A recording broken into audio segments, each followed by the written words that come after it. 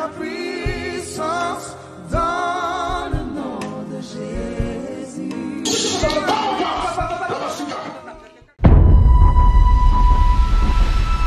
Onction est dans la maison, 6e partie. Orateur révérend Alain Ilunga. Amen. Amen, amen, amen. Il y a la joie, acclamons, acclamons, acclamons, acclamons. Acclamons le Dieu puissant. Acclamons le créateur de l'univers. Le Dieu qui nous a protégés. Le Dieu qui nous a gardés. Nous t'élevons Jésus. Nous te célébrons Yahweh. Parce que tu es Dieu. Sois élevé, sois élevé. Le Dieu puissant. Merci Seigneur pour ta gloire. Parce que tu es le Dieu merveilleux. Lorsque nous acclamons comme ça, j'ai déjà dit, nous sommes en train de bouger le trône de Dieu. Alléluia. Lorsque tu bouges le trône de Dieu, sache que tu attires la faveur de Dieu dans ta vie. Et ce Dieu aura la capacité de te regarder parce que tu es en train de le célébrer. Amen. Un Dieu merveilleux, un Dieu puissant qui nous a accordé la paix, un Dieu puissant qui nous a accordé l'amour, un Dieu puissant qui nous a accordé la santé. C'est un Dieu bon et redoutable. Et nous vous saluons tous au nom de notre Seigneur Jésus-Christ. Amen. Nous allons continuer notre enseignement parce que nous n'avons pas assez de temps.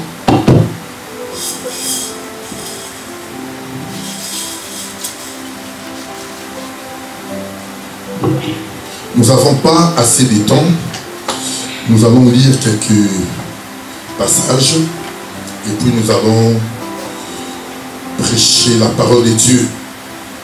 Nous sommes appelés pour prêcher la parole de Dieu et que la parole puisse sauver les âmes. Amen. Un Dieu puissant. Nous sommes dans le livre de 1 Samuel. 1 Samuel.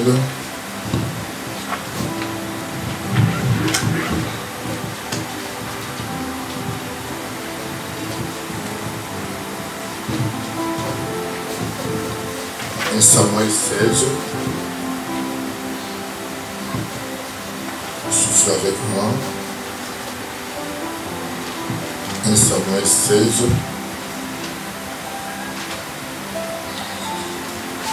À partir du verset 11, je les lis au nom de notre Seigneur Jésus-Christ. Amen.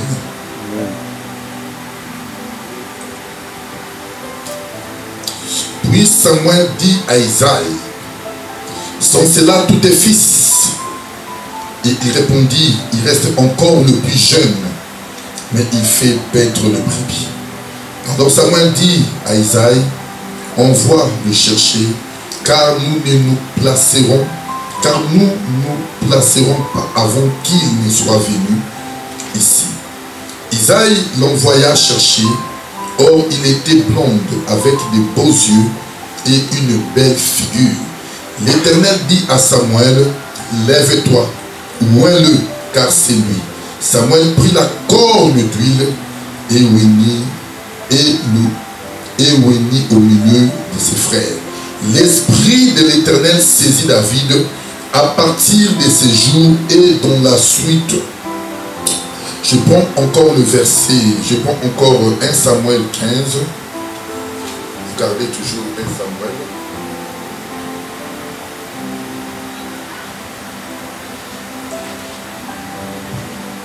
1 Samuel 15, je prends le verset 1. La Bible dit: Samuel dit à Saül, Samuel, attendez,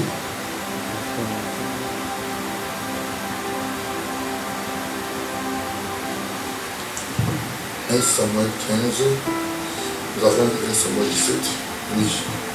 1 Samuel 15, Samuel dit à Saül: c'est moi que l'Éternel a envoyé pour te rendre roi sur son peuple, sur Israël. Écoute donc ce que dit l'Éternel, ainsi parle l'Éternel des armées.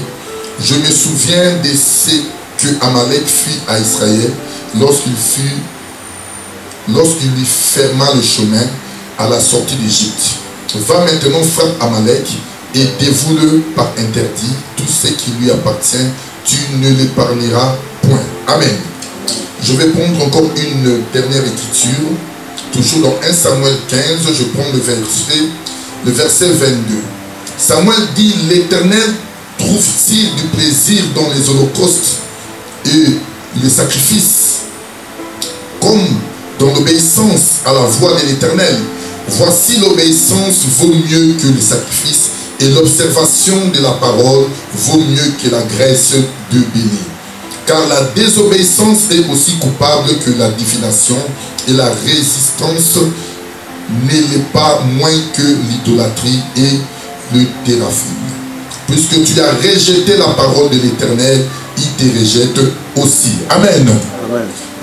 Que le Seigneur donne l'explication à sa parole. Alléluia. Oui, nous sommes en train de parler sur l'onction. L'onction est dans la maison. C'est un enseignement que le Seigneur nous a donné. Nous sommes en train d'avancer pas à pas. Et nous croyons que par la grâce de Dieu, nous allons vers... nous allons terminer cet enseignement afin que le peuple de Dieu soit édifié. Comme la Bible, comme l'enseignement ne se termine jamais. Et nous reviendrons toujours là-dessus pour pouvoir apporter encore une pierre. Vous voyez? Donc nous sommes en train de parler de l'onction. J'avais donné l'explication de l'onction. Je dis ceci, que l'onction est une capacité surnaturelle que le Seigneur déverse à son serviteur ou à la personne qui a choisi pour accomplir une œuvre. Amen. Je vais le répéter pour ceux qui écrivent. L'onction est une capacité surnaturelle que le Seigneur déverse à une personne pour accomplir une œuvre. Cela veut dire, lorsque le Seigneur t'appelle, le Seigneur doit t'équiper. J'avais donné un exemple pour expliquer que même un soldat, s'il veut aller en guerre, on doit le préparer. Le fait qu'on prépare le soldat, c'est pour qu'il puisse aller au fond et pour remporter aussi la victoire. Comme nous aussi dans l'œuvre de Dieu, pour servir le Seigneur nous équipe, le Seigneur nous oint, afin que nous puissions le servir avec grâce, afin que la gloire de Dieu puisse encore se démontrer. Amen. Et c'est là que nous avons touché l'écriture de David, pour expliquer que David était la personne que Dieu avait choisie. Le Seigneur a appelé le prophète Samuel, qui était prophète à ce temps-là. Il a dit, va dans la maison d'Isaïe, car je vis parmi ce fils la personne que je choisis. Donc nous avons expliqué que c'est la personne qui a envoyé Samuel, c'était Dieu. Et la personne qui avait vu David parmi ses frères, c'était Dieu. C'est pour expliquer que lorsque le Seigneur t'appelle, en d'autres termes, le Seigneur a d'abord jeté le regard sur David. Je ne sais pas si tu me comprends. Amen. Parce que si Dieu ne te regarde pas, Dieu ne peut pas t'appeler. Je ne sais pas si quelqu'un me comprend. Si le Seigneur te choisit, en d'autres termes, tu es passé dans les checkings de l'Éternel. Le Seigneur t'a regardé. Le Seigneur t'a checké. Alors il a vu que tu étais l'homme idéal. Alors le Seigneur t'accorde sa grâce. Amen. Amen. Le choix de Dieu, personne n'a la capacité de le révoquer. Si Dieu jette son regard sur toi, si Dieu te choisit, personne n'a la capacité de révoquer ce que Dieu a choisi. Je ne sais pas qui me comprend. Amen. David était le choix de Dieu. David, c'était la personne que Dieu avait choisie. Mais lorsque Samuel est venu dans la maison, David n'était pas là. Amen. Il n'était pas là. Il était en train de paître le brebis de son père. Amen. Nous avons expliqué tout cela et nous allons avancer aujourd'hui. J'avais expliqué que David était le 8e. Vous allez les remarquer. Donc je suis toujours dans le livre de Samuel. Nous allons expliquer pourquoi David était le 8e aujourd'hui.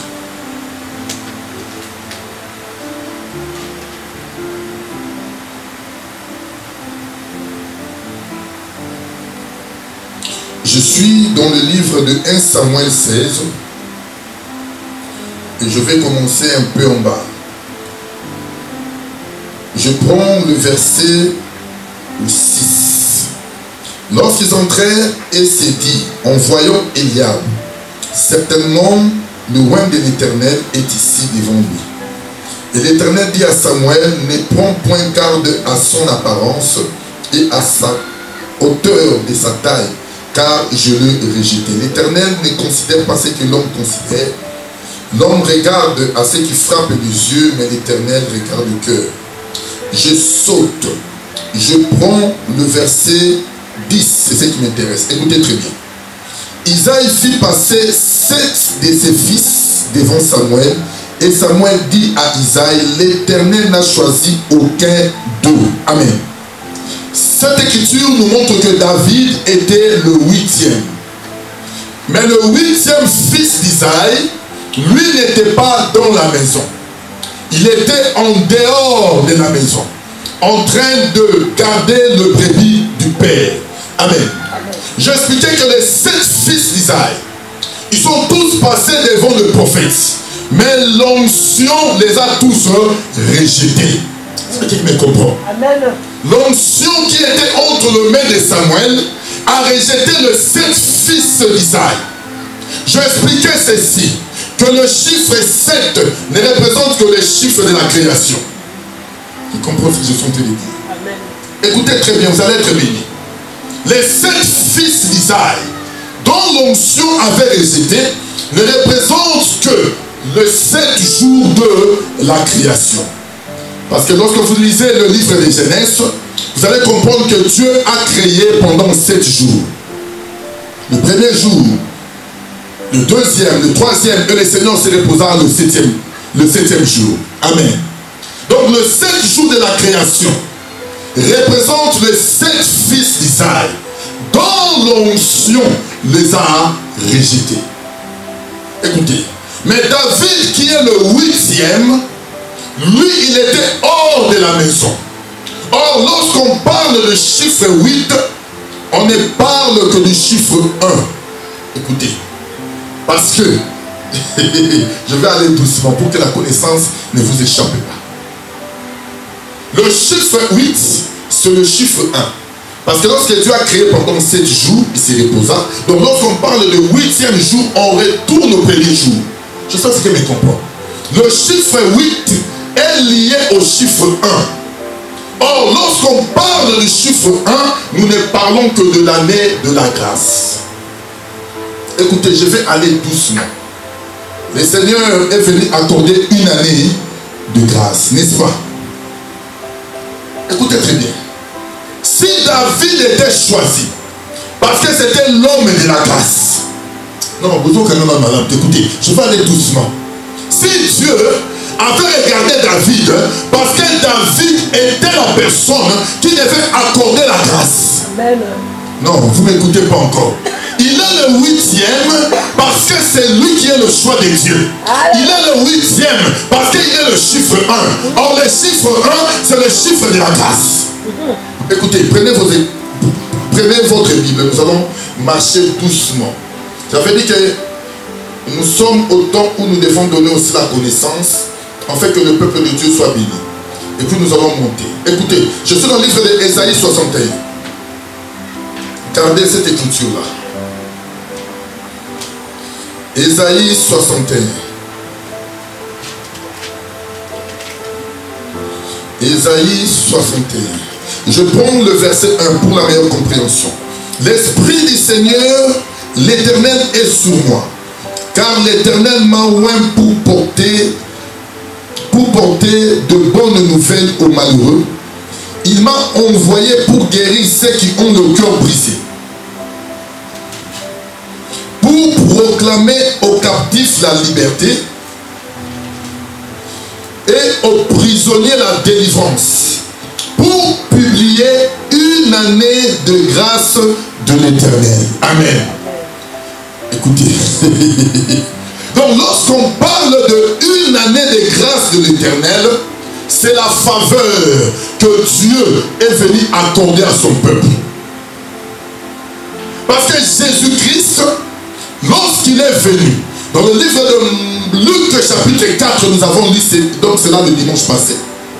Il est entré dans la synagogue, il a pris le livre, il a trouvé là où c'était écrit.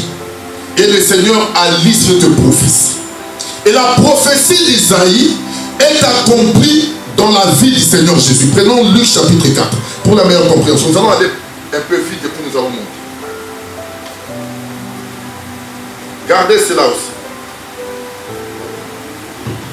Parce que vous devez comprendre Luc chapitre 4. Nous avons lu ça aussi le dimanche passé. Luc chapitre 4, puis nous allons monter, nous allons monter. Il nous reste encore, on a encore un peu de temps. Luc chapitre 4.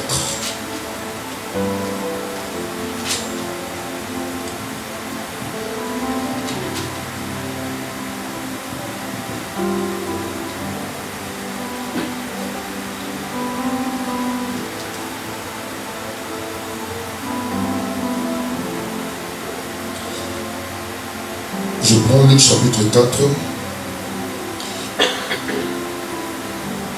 Je prends le verset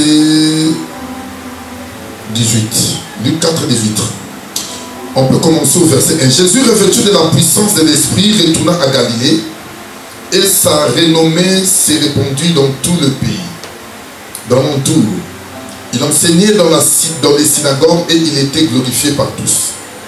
Il se rendit à Nazareth où il avait été élevé et selon la coutume, il entra dans la synagogue le jour du sabbat et il s'éleva pour faire la lecture. Et on lui remit le livre du prophète Ésaïe. Vous comprenez là où nous avons lu dans Ésaïe 61. Amen. Qui comprend là où je suis? Amen. On lui remet le livre du prophète Ésaïe. L'ayant déroulé, il trouva l'endroit où il est écrit: l'Esprit du Seigneur est sur moi, parce qu'il m'a oint pour annoncer une bonne nouvelle. Je saute parce qu'on n'a pas beaucoup de temps.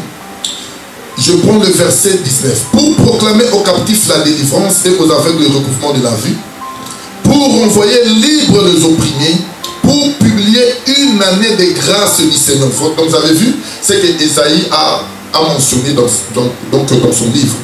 Ensuite, il roula le livre, le remit au serviteur et s'assit. Tous ceux qui se trouvaient dans la synagogue avaient le regard fixé sur lui. Alors il commença à leur dire: aujourd'hui, cette parole de l'écriture que vous venez d'entendre est accomplie. Amen. Cela veut dire, la personne qui nous a introduit dans l'année de la grâce, c'est le Seigneur Jésus. Vous voyez? Amen. Donc, depuis la mort du Seigneur, jusqu'à présent, nous sommes qu'à l'année de la grâce. Qui comprend ce que je suis en train de dire? Amen. Ce que Jésus était venu annoncer, ce que Jésus était venu faire, nous qui sommes l'église, nous ne sommes que la continuité. Qui comprend ce que je suis en train de dire? Ce n'est pas pour rien que David était le 8e. Il n'était pas le 8e pour rien. Parce que le chiffre 8, ce n'est que le chiffre 1. Et lorsqu'on parle de chiffre 1, on ne parle que de l'année de la grâce. Qui comprend ce que je suis en train de dire? Oh, vous allez comprendre une chose, écoutez bien. La personne qui devait donner la délivrance donc à Israël, c'était que David. Pourquoi David devait libérer Israël? Parce que c'était lui, l'homme de la grâce. Lorsque Goliath s'est levé, lorsque Goliath est condamné, lorsque Goliath était là pour détruire, David s'élève comme l'homme de la grâce pour donner la liberté, pour que le peuple soit libéré. C'est pas ce que me comprend. Ce n'est pas pour rien qu'il était en dehors de la maison. En dehors de la maison. Parce que le chiffre 8 est en dehors de la création. La personne qui est dans le chiffre 8, qui est le chiffre 1, ne peut pas rester dans la maison. Il doit être en dehors. Composé, ce sont des dire. Parce que dans ce monde, lorsque tu vis dans ce monde, il y a beaucoup de choses. Toute personne qui vit encore selon ce monde, il vit encore selon les jours de la création. Il est encore dans ce monde. Mais une personne qui a rencontré Dieu, il ne vit plus selon ce monde. C'est comme une personne qui est en dehors de la création. Alors cette personne est dans le chiffre 8. Ce n'est pas pour rien, vous allez aussi remarquer qu'en Israël, la circoncision se faisait le 8e jour. Lorsque un enfant était né, on les circoncisait le 8e jour. Et l'enfant portait le nom. Ça veut dire, lorsqu'il y a la circoncision, l'enfant porte aussi le nom. Je vais aller doucement parce que je suis un peu en haut. Amen. Amen. Amen. Acclame-moi un peu pour le voir des voix. Acclame un peu pour le voir des voix. Nous allons aller doucement. Pour célébrer la gloire de notre Dieu puissant. Écoutez, qui comprend les chiffres 8? Qui comprend pourquoi David devait être en dehors? Parce qu'il était en dehors de la création. La création, c'est le monde. Mais remarquez ce que l'apôtre Paul nous dit par rapport à la création. Je suis dans le livre de Romains. Romains, chapitre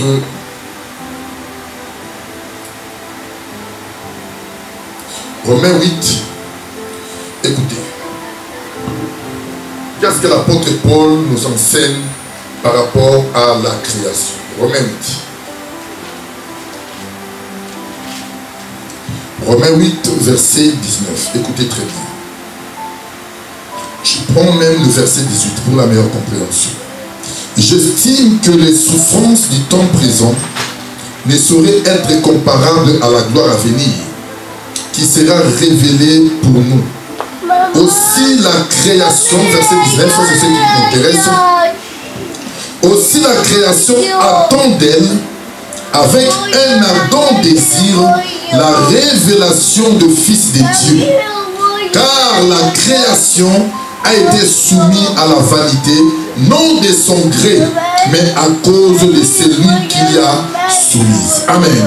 Vous voyez? Donc même la création est soumise au péché. C'est pas qui me comprend. Depuis le péché de l'homme, depuis la chute de l'homme, même la création,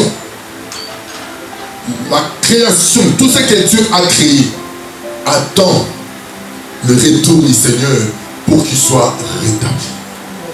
Amen. Ce n'est pas pour rien que David devait être le chiffre 8 pour pouvoir établir la gloire de Dieu. Amen. C'est une grâce, n'est-ce pas? C'est ça la faveur de Dieu. Bien-aimé dans le Seigneur, quand tu sers Dieu, tu ne seras jamais déçu. Quand tu sers Dieu, il y aura toujours la main de Dieu dans ta vie.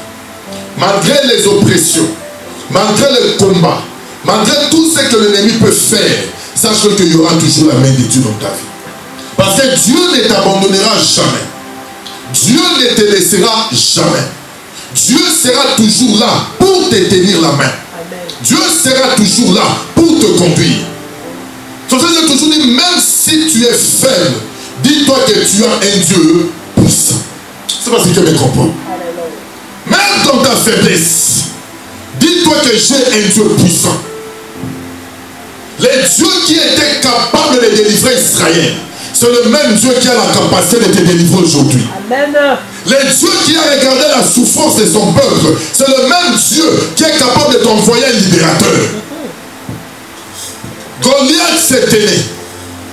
Il s'est levé. Il venait devant le peuple d'Israël. Le matin, le soir, cet homme se présentait. Et personne n'avait la capacité de sortir parce qu'ils avaient peur de cet homme. Lorsqu'Israël regardait la taille de Goliath, tous fuyaient. Amen. J'avais dit ceci, bien aimé. Dans ta famille, il y a aussi des Goliaths.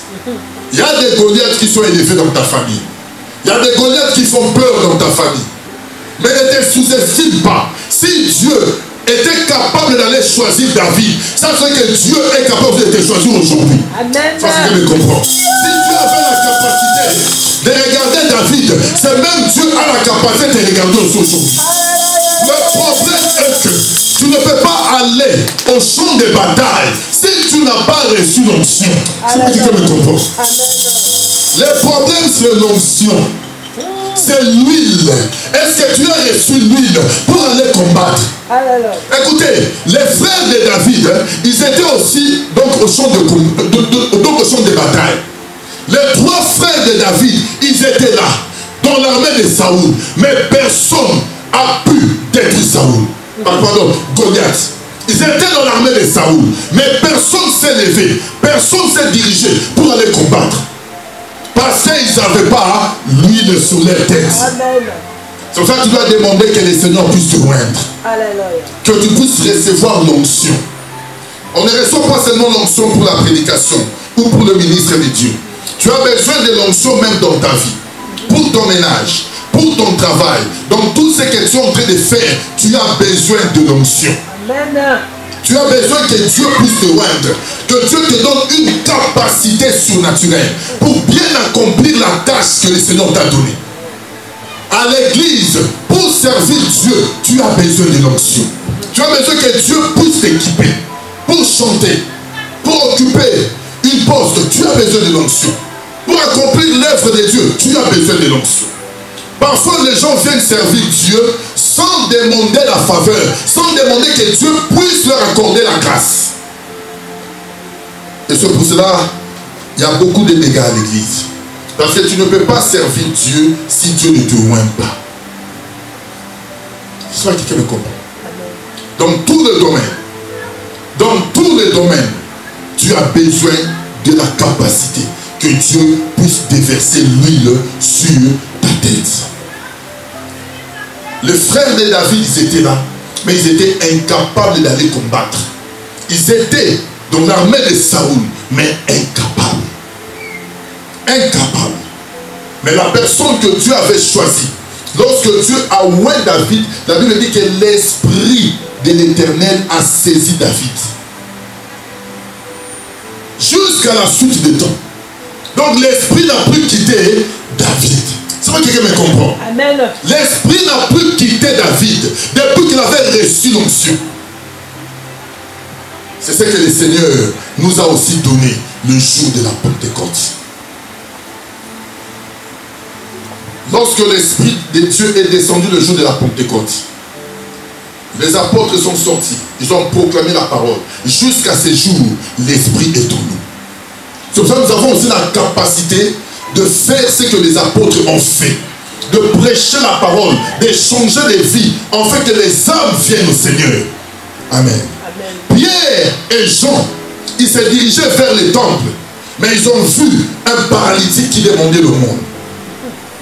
Il leur demandait le monde, mais ils n'avaient rien. Ils n'avaient pas de billets de banque. Mais Pierre a fixé le regard. Il a regardé cet homme. Il lui a dit, nous n'avons ni argent ni or à te donner. Mais ce que nous avons, nous te le donnons. Au nom de Jésus, marche. Je parle à la vie de quelqu'un. Lorsque tu es Jésus, tu feras des exploits. Lorsque tu es Jésus, tu feras des exploits. Lorsque tu es Jésus, tu démontreras sa gloire. Parce que l'onction que tu as reçue ferait que les gens voient la grandeur et la faveur de Dieu. Parce que l'onction délivre. Pierre et Jean, ils n'avaient pas l'argent, mais ils avaient reçu quelque chose qui avait la capacité de changer de vie. Lorsque tu as cette chose, tu auras la capacité de changer de vie.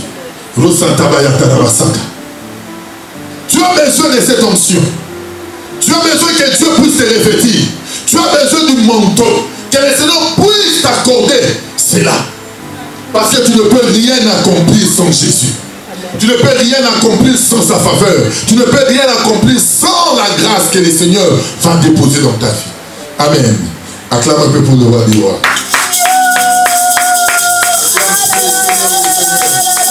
Merci Jésus pour ta faveur. Merci Jésus pour ta grâce. Parce que c'est un Dieu puissant.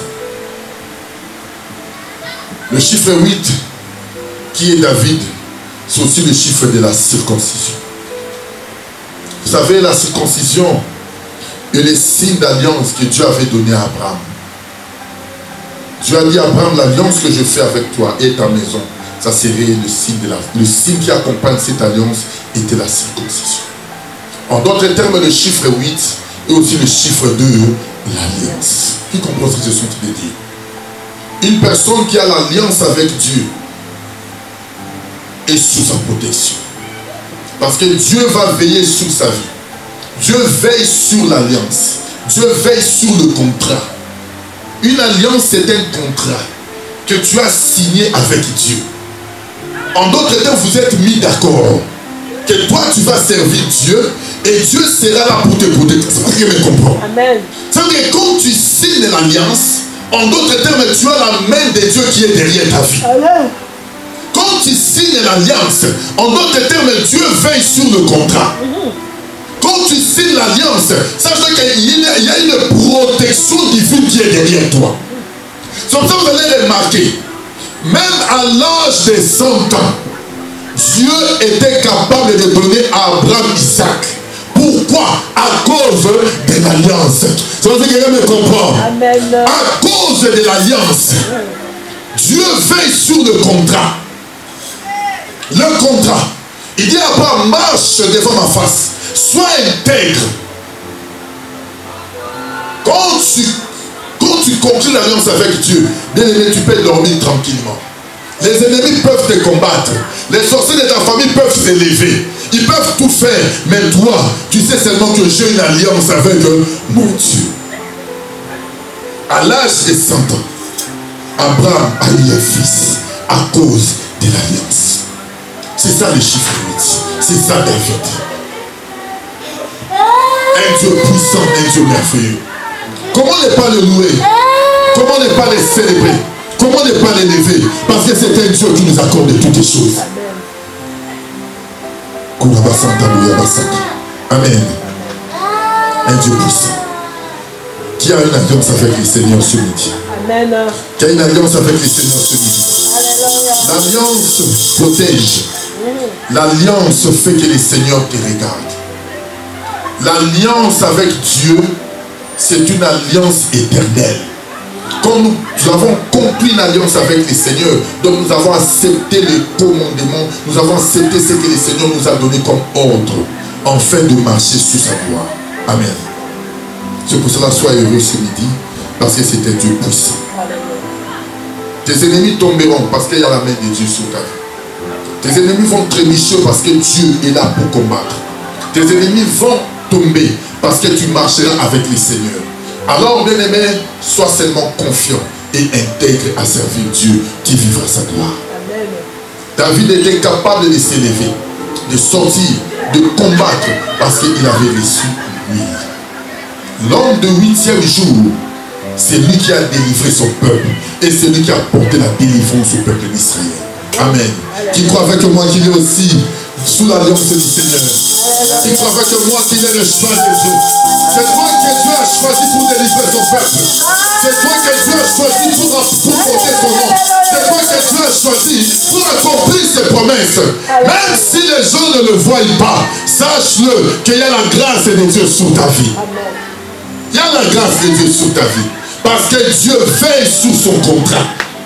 Il veille sur son contrat. L'homme de David, c'est lui le 8e jour. C'est lui le premier jour. C'est lui qui est l'homme de l'alliance. Et c'est lui qui est aussi la circoncision. Vous voyez? C'est lui qui est aussi la personne qui accorde la faveur, la grâce. Qui a compris cela? C'est pour cela que Dieu ne pouvait que le regarder. Dieu ne pouvait que les choisir. Parce qu'il était en dehors de la maison.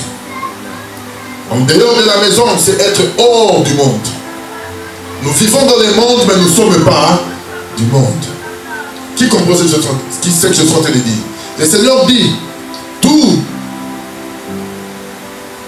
nous est permis, mais tout n'est pas utile. Un enfant de Dieu marche selon les recommandations du Seigneur. Tu dois marcher selon la crainte de Dieu. Une personne qui est circoncis, c'est une personne qui est convertie. Parce que le propice est tombé. La peau qui est tombée ne peut plus revenir. Qui comprend ce que je veux dire? Ça veut dire que l'amour du monde doit te quitter. Pour que Dieu te regarde, Dieu regarde ta vie, ta façon de te conduire, ta façon de marcher. Dieu ne choisit pas n'importe qui. Dieu regarde la vie d'une personne. Parce que c'est ta vie qui doit attirer le regard de Dieu. La façon dont tu marches, la façon dont tu les sers, la façon dont tu es constant à pouvoir les servir, Dieu les regarde. Et c'est ce qui attire la faveur de Dieu. Et c'est ce qui démontre que tu es hors la création. Tu es dans le 8e jour. Parce que le monde n'a plus d'effet dans ta vie. Le désir du monde est tombé. Tu ne vis plus selon ce monde, mais tu vis selon Dieu. Mais une personne qui est encore dans la création, dans les 7 jours, peut vivre selon le monde. Les désirs du monde est encore là. Il peut aller dans le boîte de nuit. Il peut se comporter comme il veut. Mais une personne qui est dans le 8e jour, c'est une personne qui est consacrée à Dieu. Consacrée à servir Dieu. Consacrée à pouvoir servir Dieu. Toute sa vie, cet homme est assis et il ne cherche que la voix du Seigneur. Là, c'est une personne qui est en dehors de la maison. C'est ça David qui n'était pas dans la maison, mais qui était en dehors. C'est là que Dieu peut nous regarder. Dieu ne regarde pas ceux qui sont dans la maison. Ceux qui sont dans la maison sont dans le confort. Ils mènent leur vie comme ils veulent. Comme ils veulent. Mais David était dans la brousse en train de garder le brebis de son père. Dans la souffrance, dans la pluie, dans la chaleur. Mais cet homme gardait le brebis du père. En d'autres termes, il ne s'occupait que des choses de Dieu. Toute sa vie, David s'occupait des choses de Dieu. Il s'occupait des choses de Dieu pour manifester la gloire divine. Et c'est pour cela que Dieu pouvait que le regarder. Dieu qui sont dans les 7 jours, mais Dieu regarde ceux qui sont en dehors du 7e jour. En dehors de la création. Alors là, tu attireras le regard de Dieu. Là, Dieu pourra te regarder. Là, à chaque fois que tu vas pleurer, à chaque fois que tu auras des problèmes, Dieu jettera le regard. Parce que tu n'es plus dans le monde, mais tu es dans le chiffre 1, qui est la grâce. Et tu te comportes comme une personne qui vit déjà l'éternité. Amen. Tu comprends ce que je sens te dire. Alléluia. Comme ça, ta vie doit être consacrée à Dieu. Ta vie doit être attachée aux choses du royaume. Ta vie doit être attachée aux choses de Dieu pour que le Seigneur puisse t'accorder encore la faveur. Une personne qui est dans le 8e jour, c'est une personne qui est consacrée, convertie, est une personne qui cherche la volonté divine. Mais une personne qui est dans les 7 jours de la création, c'est une personne qui vit encore selon le monde. Amen. Qui va être dans le 8e jour. C'est ça la grâce. L'année de la grâce est pour toi. Le Seigneur est venu nous l'accorder. C'est ça David. Comme ça, c'est la personne qui devait sortir pour pouvoir délivrer donc le peuple. Tu ne peux pas délivrer ta famille. Tu ne peux pas conquérir ta famille si tu n'es pas dans le 8e jour. Ta consécration, la vie de la prière, elle est très importante. Le fait que David était en dehors, cet homme était consacré à Dieu. Dans la solitude, dans la souffrance, seul avec Dieu. Tu as besoin de temps d'être seul avec Dieu. Les temps d'intimité, des temps de chercher la faveur, le temps de chercher la faveur de Dieu, des temps de chercher qu'est-ce que Dieu veut pour ta vie. Combien de gens prennent le temps dans la présence du Seigneur? Il faut parfois s'écarter, être en dehors de la création pour pouvoir être en communion avec le Seigneur. C'est retirer un temps de jeûne, un moment de prière, un temps d'intimité. Là, tu es en dehors du 7e jour, en dehors de la création. Tu rentres dans le 8e jour parce que tu te donnes corps et âme et tu es dans la présence de Dieu. C'est pour cela que Dieu pouvait regarder David parce qu'il était en dehors. Il nous manque parfois des temps d'être avec le Seigneur, des temps d'intimité, des temps de chercher la face de Dieu. Tu ne peux pas être dans la grandeur. Tu ne peux pas être dans la hauteur si tu ne prends pas le temps d'intimité, le temps de se retirer, le temps d'être seul à seul avec ton Dieu. Il déclare dans sa parole, invoque-moi, je te répondrai et je te montrerai les choses cachées. Mais le temps où tu es en train d'invoquer, c'est le temps où tu es en dehors de la maison. En dehors. En dehors.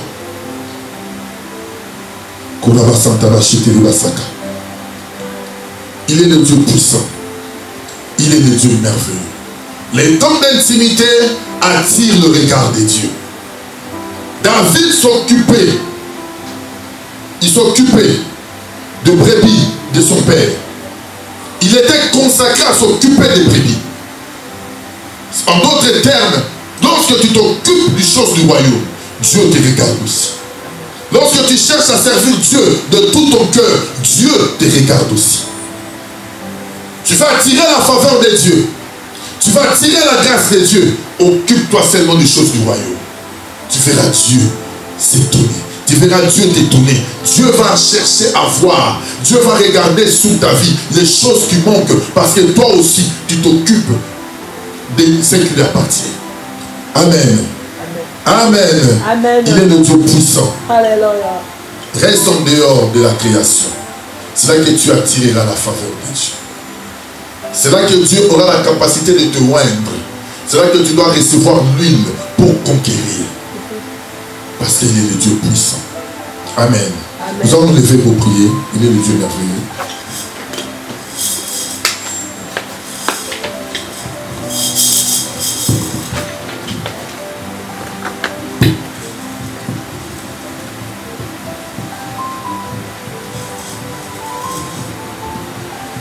Tu vas prier là où tu es. Tu vas demander que le Seigneur puisse t'accorder la faveur. Dis Seigneur, je veux être en dehors de la création. Je veux que ma vie puisse t'appartenir. Je ne veux pas me conduire comme les gens de ce monde. Mais je veux que ta faveur puisse descendre sur ma vie. Demande que ton Dieu puisse t'accorder la faveur. Que tu sois comme le 8e David, qui était en dehors de la maison. David qui représente l'année de la grâce. David qui représente l'alliance. Et David qui représente la circoncision. Que tu sois une personne que Dieu établit pour vivre encore sa grandeur. Prie là où tu es, Père de gloire, nous nous recommandons sous tes mains. Nous nous recommandons sous ta gloire, Jésus, parce que tu es le Dieu puissant. Seigneur, je veux être en dehors de la création. Je veux, Seigneur, que ta faveur puisse encore se démontrer dans ma vie. Que je vive encore ta gloire parce que tu es Dieu. Le Dieu puissant qui s'élève au-dessus de tout nom. Père de gloire, je veux être devant ta face. Le Dieu qui garde sur toi. Protège-moi, Seigneur. Protège-moi, Yahweh. Accorde-moi ta faveur. Accorde-moi ta grâce. Et veille sur ma vie. Père, je veux que ce midi, que tu veilles sur ma santé. Que tu veilles sur mon travail. Sur mon avenir, sur mes enfants. Je veux voir ta main. Tu as déclaré dans ta parole, tout m'est permis, mais tout n'est pas utile. Donne-moi la capacité et la possibilité de pouvoir te suivre. Que je reste devant toi. Que je reste dans ta présence. Tu as dit à Abraham, sois intègre et marche dans ma présence. Je veux marcher dans ta présence et je veux vivre encore ta gloire parce que tu es élevé. Prie pour ta vie là où tu es. Dis que tu sois la personne que Dieu a désignée. Prie que tu sois la personne que Dieu a choisie. La personne qui va conquérir, la personne qui va délivrer, la personne qui va recevoir l'onction. Parce que lorsqu'on reçoit l'onction, c'est pour la conquête. Prie là où tu es. Dis, Père, je veux que tu puisses me oindre. Que je sois une personne qui est en dehors de la création, en dehors de ce monde. Une personne qui ne vit plus selon ce monde, mais une personne qui vit selon ta volonté. Que ma marche, que je marche à l'intégrité. Que enlève le mal, enlève le péché. Là où je suis en train de tomber, Seigneur, relève-moi et montre-moi ta voie. Continue à prier. Comme tu as prié, que le Dieu puissant t'accorde sa faveur. Que le Dieu puissant t'accorde sa grâce. Que le Dieu puissant s'élève encore pour te tenir la main. En fait, que tu ne tombes pas. Comme tu as prié, nous te bénissons. Nous te disons merci. Nous te remercie, Seigneur, pour ce dimanche, pour ta gloire, au nom puissant de Jésus-Christ. Nous avons ainsi prié. Amen. Amen. Acclamons pour le roi du roi.